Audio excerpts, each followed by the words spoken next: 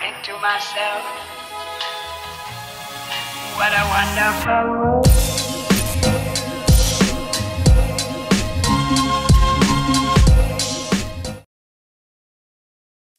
Halo semuanya, selamat datang kembali di Story Film. Bayangkan sebuah kota kecil yang terlihat damai, dikelilingi ladang jagung yang tenang, tapi diam-diam menyimpan rahasia kelam. Di tengah usaha untuk membangun kembali kehidupan, muncullah sosok badut misterius. Bukan untuk menghibur, tapi untuk meneror satu kota. Film Clown in a Cornfield hadir sebagai sequel berdarah dari kisah horor sebelumnya, membawa ketegangan baru yang lebih brutal, lebih gelap, dan penuh kejutan. Kali ini para tokoh harus bertahan hidup bukan hanya dari sosok yang mengerikan, tapi juga dari kebusukan yang tersembunyi di balik wajah ramah kota kecil. Apa sebenarnya yang terjadi di ladang jagung tersebut?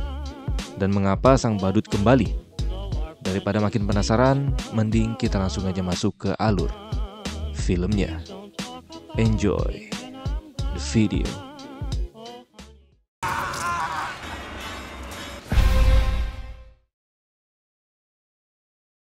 Kisah dimulai pada tahun 1991 di kota kecil bernama Kettle Spring.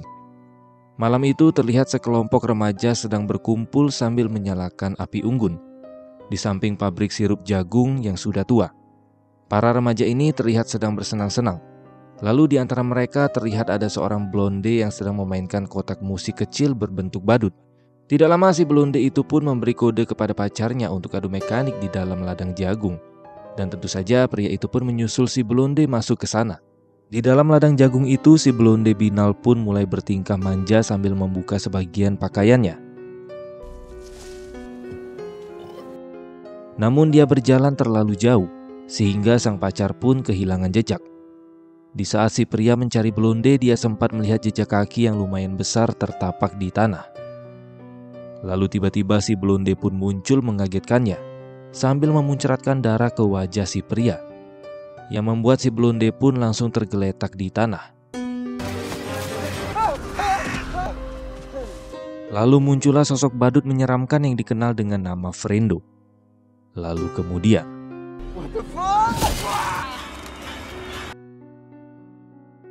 cerita pun berpindah ke masa sekarang. Kita diperlihatkan dengan seorang ayah sekaligus dokter bernama Glenn dan putrinya bernama Quinn sedang berkendara menuju ke kota Kettle Spring. Diketahui dua beranak ini sedang menuju ke rumah mereka yang baru.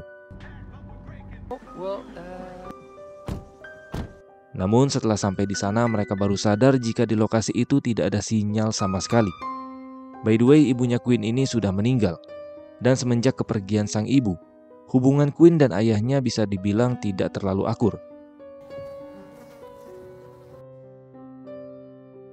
Singkat cerita, keesokan paginya Quinn bersiap untuk hari pertamanya masuk ke sekolah di kota yang baru tersebut.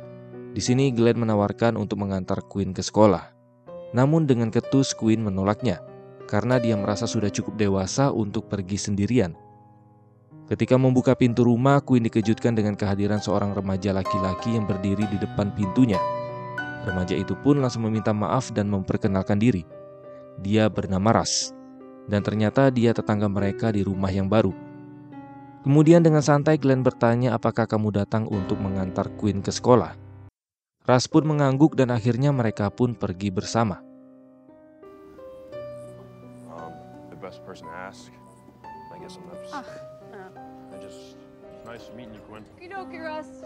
Sesampainya di sekolah ternyata Quinn datang terlambat. Gurunya yang bernama Van terlihat sedang memberitahu ke murid-murid lain bahwa sebentar lagi akan ada ujian. Namun pada saat Pak Van membalikan badan, semua murid pun tertawa keras. Karena ternyata ada murid jahil yang menempelkan wajah Pak Van di poster yang bergambar orang berotot. Kejadian itu pun membuat Pak Van sangat merasa malu. Namun bukannya berhenti, justru kejahilan di kelas itu terus saja terjadi. Di saat Pak Van membagikan soal ujian, para murid dibuat tertawa karena di kertas itu tertempel foto Pak Van yang sudah diedit. Setelah pelajaran selesai, Quinn pun mulai berkenalan dengan beberapa anak di sekolah tersebut. Di antaranya mereka bernama Cole, Janet, Ronnie, Tucker, dan Matt. Di awal berkenalan mereka cukup terlihat akrab. Bahkan Cole sampai menunjukkan video lucu buatan mereka sendiri yang memperlihatkan Tucker dan Matt yang berdandan seperti badut menyeramkan, alias si Friendo. Singkat cerita, Quinn dan sang ayah pergi makan di restoran yang ada di kota tersebut. Di restoran itu mereka dilayani dengan sangat ramah oleh pelayan yang bernama Trudy.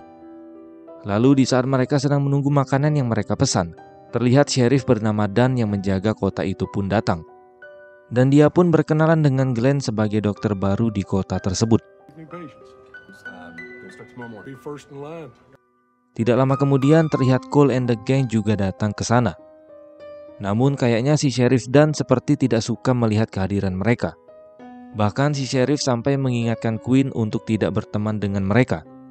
Karena kata si Sheriff, dulu rombongan Cole pernah membuat onar, sampai menyebabkan kebakaran besar di pabrik sirup jagung.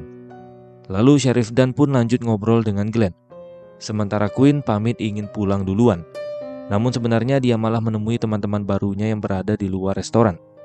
Para remaja Badung itu pun berencana melakukan sesuatu yang nakal, di mana mereka ingin mencuri minuman haram dari toko Pak Mamat.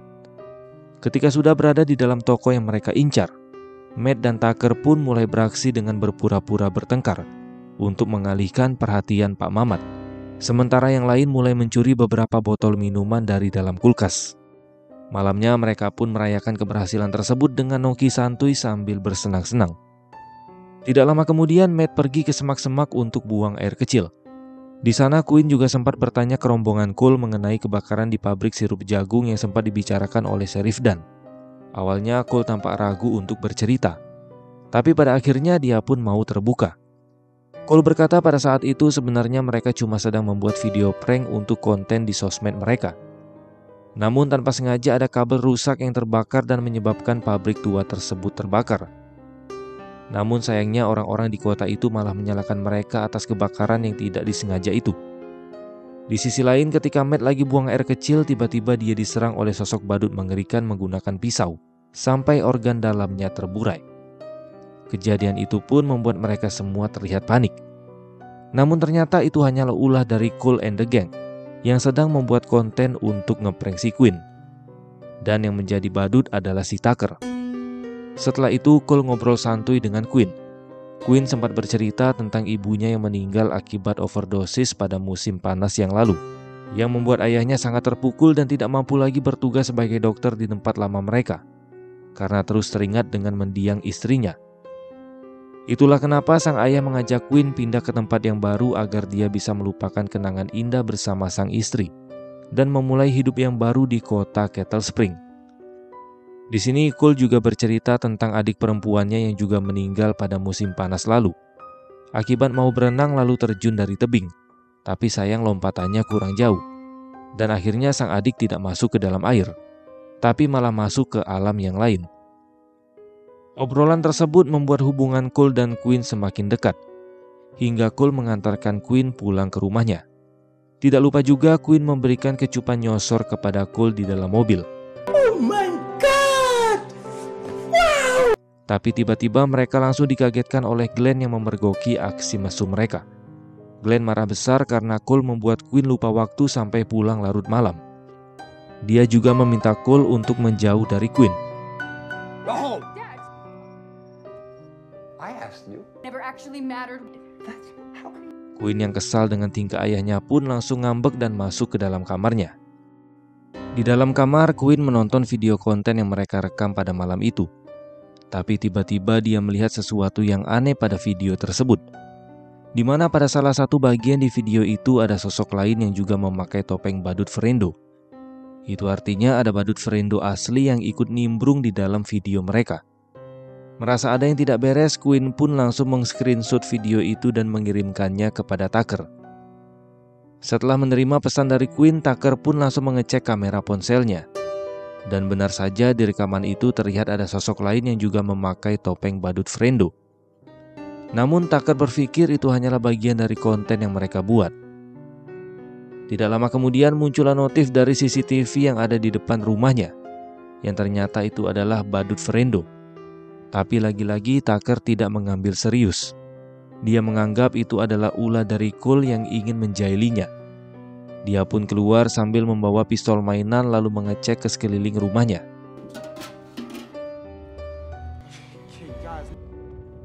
Lalu ketika Tucker kembali ke kamar, dia merasa aneh karena di lantai kamarnya sudah dilapisi plastik.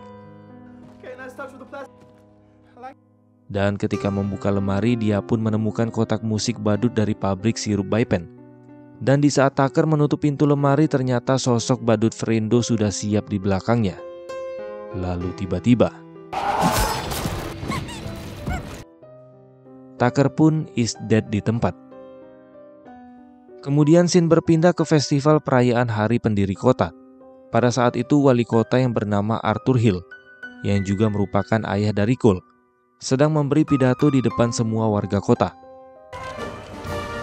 Quinn dan Cole juga terlihat datang ke festival tersebut. Acaranya cukup meriah dan semua orang antusias berada di sana. Tapi tidak lama kemudian hal buruk mulai terjadi, di mana salah satu alat sulap yang menyala dilempar secara tidak sengaja ke kendaraan badut, yang membuat kendaraan itu pun langsung terbakar. Api menyebar dengan cepat dan parade tersebut seketika menjadi kacau. Kejadian itu pun membuat wali kota Arthur sangat marah, dan dia ingin segera tahu siapa yang harus bertanggung jawab atas kejadian ini. Lalu datanglah Sheriff Dan. Tanpa ragu, Sheriff Dan langsung menuduh pasti Cole dan teman-temannya lah dalang dari kekacauan itu. Karena tuduhan tanpa bukti itu pun membuat mereka semua langsung dimasukkan ke dalam sel tahanan sementara. Dan pada saat berada di dalam sel, terlihat ada seorang kakek-kakek yang berkata kepada mereka dengan tatapan serius, di mana dia menyuruh rombongan Cole untuk tidak bermain-main dengan sosok badut Frendo. Kalau tidak, dia akan datang dan mengejar mereka satu persatu. Beruntungnya tidak lama kemudian Glenn datang dan membebaskan mereka semua. Namun di sini dia terlihat kecewa dengan Quinn yang masih berteman dengan Cole. Sheriff has it out to get him. Now jail. Because it's an asshole. Surprise, fat chance. Seriously? Sementara itu di rumahnya, Matt yang sedang nge-gym di garasi tiba-tiba menemukan kotak musik badut Frendo. Dan itu artinya sosok badut Frendo sudah menargetkan Matt untuk menjadi korban yang selanjutnya. Tapi di sini Matt juga menganggap kalau itu hanyalah prank dari teman-temannya. Lalu ketika Matt lanjut mengangkat beban, tiba-tiba sosok Frendo muncul sambil menodongkan gergaji ke arah lehernya. Dan inilah yang terjadi. Pada saat malam harinya, di saat ayahnya sudah tertidur, Quinn menyelinap keluar diam-diam dan bertemu dengan Cole. Mereka pun pergi ke sebuah rumah pertanian tempat pesta besar sedang berlangsung. That is what I want to swag for you. Look out! Russ. Quinn. Dan di sana mereka kembali berkumpul dengan teman-temannya. Quinn dan Cole minum bersama, berdansa, dan akhirnya mereka berduaan di gudang.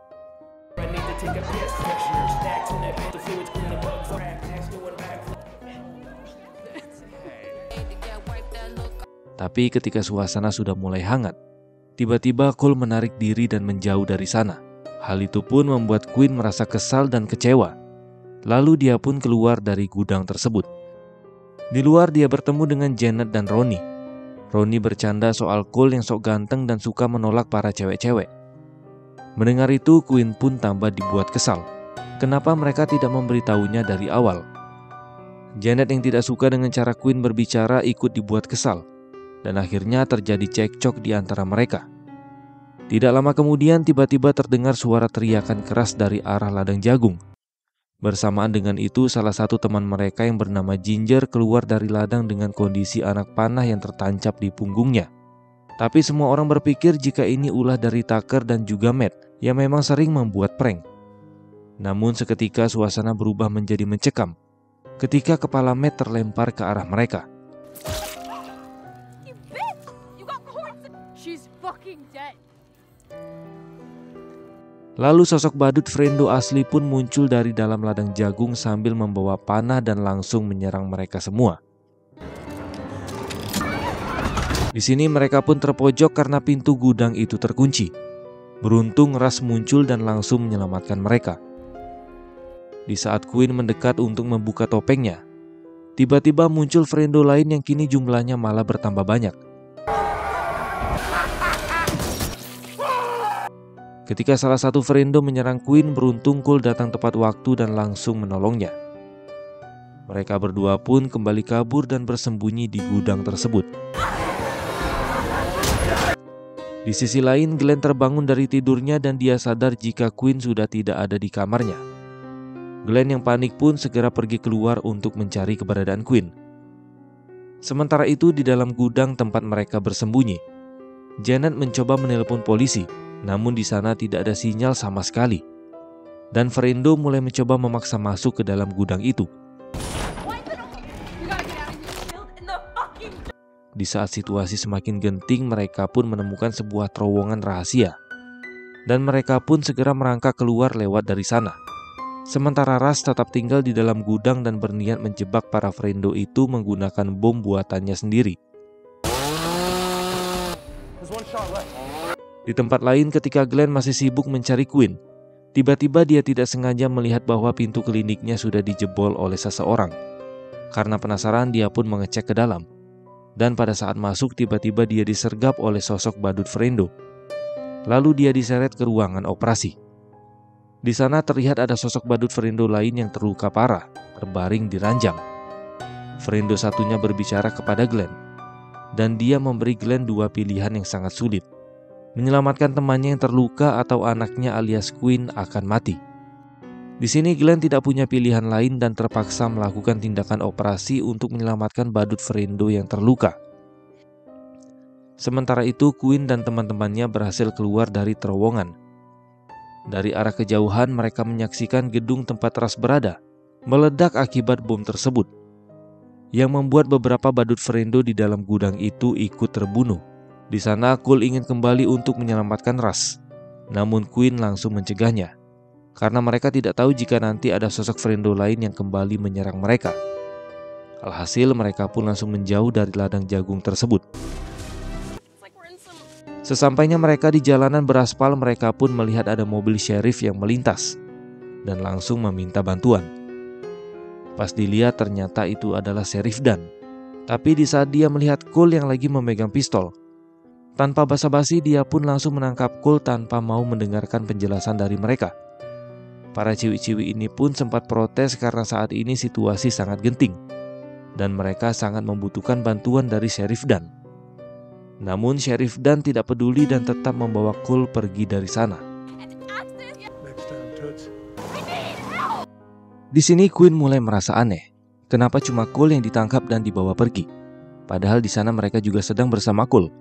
Tapi Janet dan Ronnie sudah terlalu lelah. Dan mereka takut untuk membahasnya karena sekarang mereka hanya ingin selamat. Mereka bertiga pun lalu pergi ke arah rumah tua atau rumah Tillerson. Namun ketika di ladang jagung lagi-lagi mereka bertemu dengan sosok Frendo.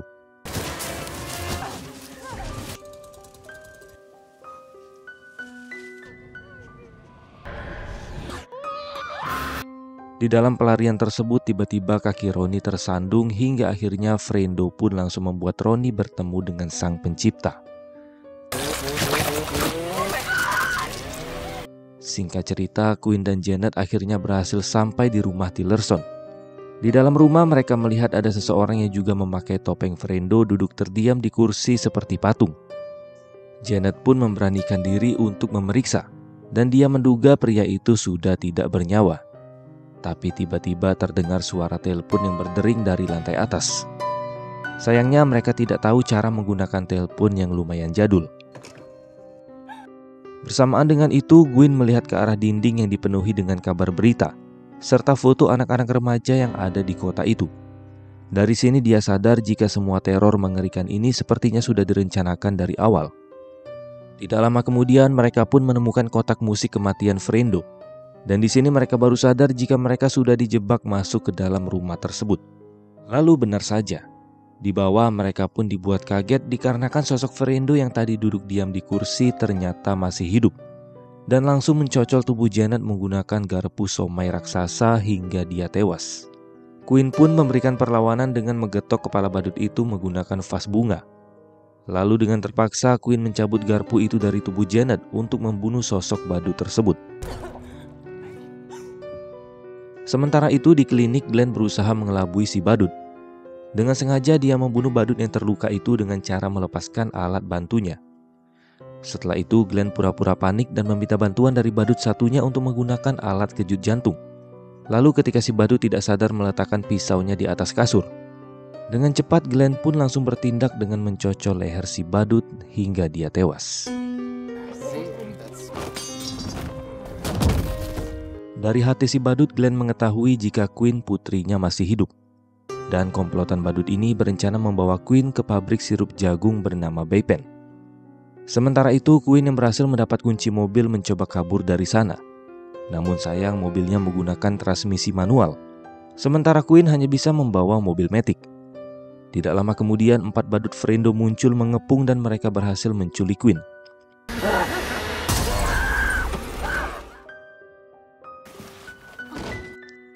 Setelah tersadar, Quinn sudah berada di pabrik tua Bay-Pen dalam kondisi terikat. Terlihat para badut Frendo yang masih hidup semuanya berkumpul di sana. Kemudian para badut ini pun membuka topeng mereka satu persatu.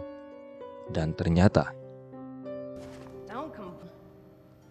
sosok di balik topeng itu adalah orang-orang dewasa yang ada di kota Kettle Spring. Seperti Sheriff Dan, Pak Guru Van, pemilik toko yaitu Pak Mamat, ada si pelayan restoran yaitu Trudy, dan yang paling gilanya lagi, ternyata Pak Wali Kota Arthur Hill alias ayahnya Cole juga ikut andil dalam teror mengerikan itu. Dan dia adalah pemimpinnya. Di sini Quinn pun bertanya kenapa kalian melakukan semua kejahatan ini. Pak Wali Kota pun menjawab, jika dulu kota ini penuh aturan dan rasa hormat, tapi sekarang para anak-anak remaja Bangor sudah menghancurkan semuanya, yang membuat panen di ladang jagung menjadi buruk. Hingga akhirnya pendahulu mereka menciptakan tradisi dengan membunuh para remaja Bangor sebagai tumbal.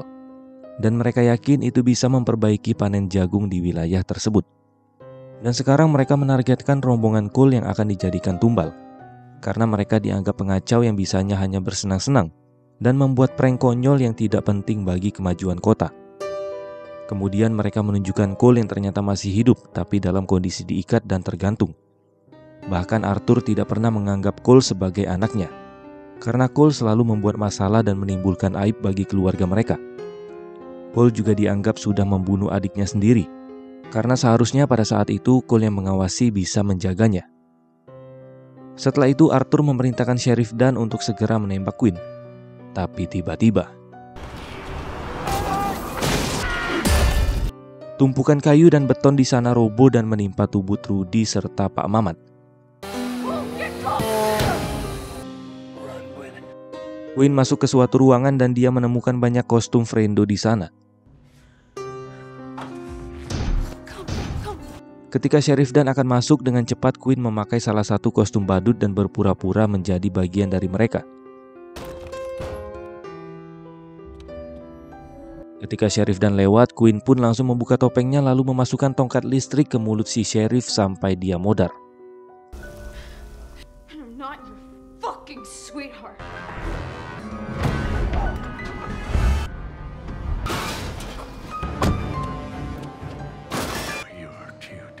Karena panik, Wali Kota Arthur pun mencoba kabur dari sana menggunakan mobil milik Glenn, meninggalkan Cole yang masih tergantung. Beruntungnya Russ datang tepat waktu dan langsung menembak tali yang mengikat leher Cole. Hingga akhirnya mereka berempat pun beranjak keluar dari pabrik itu. Di luar gedung mereka menemukan mobil tua yang sepertinya masih bisa menyala. Quinn lagi-lagi kebingungan karena dia nggak bisa nyetir mobil kopling. Namun dengan tenang Glenn pelan-pelan mengajarinya, dan ternyata berhasil.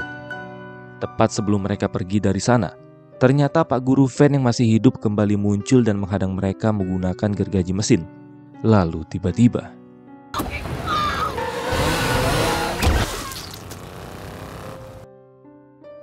singkat cerita, 1 tahun telah berlalu. Kini Glenn mencalonkan diri menjadi wali kota baru di Kettle Spring. Sedangkan Quinn akan memulai kuliahnya di kota yang lain. Setelah berpamitan dengan sang ayah, Quinn juga berpamitan dengan Cole dan juga Russ. Tidak lupa juga mereka menghadiahkan Quinn tongkat satpam, agar Quinn bisa terhindar dari psikopat lain di luar sana. Us too.